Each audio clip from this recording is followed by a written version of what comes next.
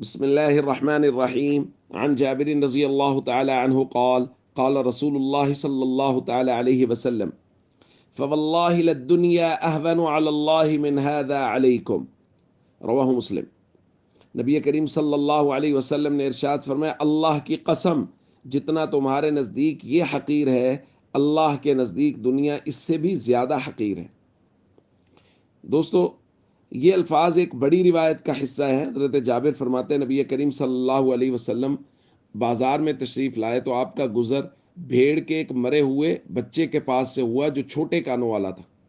نبی کریم صلی اللہ علیہ وسلم نے صحابہ کرام سے پوچھا، ایکم یحب ان ھذا لہ بدرہم، کسی کو یہ بات پسند ہے کہ یہ بھیڑ کا مرا ہوا بچہ 1 درہم میں لے لے؟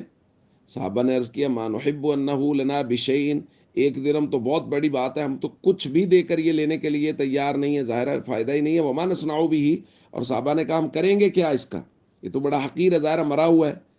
تو اس وقت نبی کریم صلی اللہ علیہ وسلم نے یہ جملہ ارشاد فرمایا، فواللہ للدنیا اہون علی اللہ من ھذا علیکم، جتنا تمہارے نزدیک یہ بھیڑ کا مرا ہوا بچہ حقیر ہے، اللہ کے نزدیک دنیا اس سے بھی کہیں زیادہ حقیر ہے۔ تو دوستو، دنیاوی مال و اسباب، اس کی اللہ کے ہاں کوئی قدر و قیمت نہیں۔ اللہ کے ہاں قدر و قیمت ہے دین کی۔ ہاں، اگر کسی آدمی کے پاس دنیاوی مال و اسباب ہے اور وہ دین کے تابع ہے، دین کے معاون ہے، تو وہ محمود ہے۔ لیکن اگر صرف دنیاوی مال و اسباب ہے تو اللہ کے ہاں اس کی کوئی قدر و قیمت نہیں ہے۔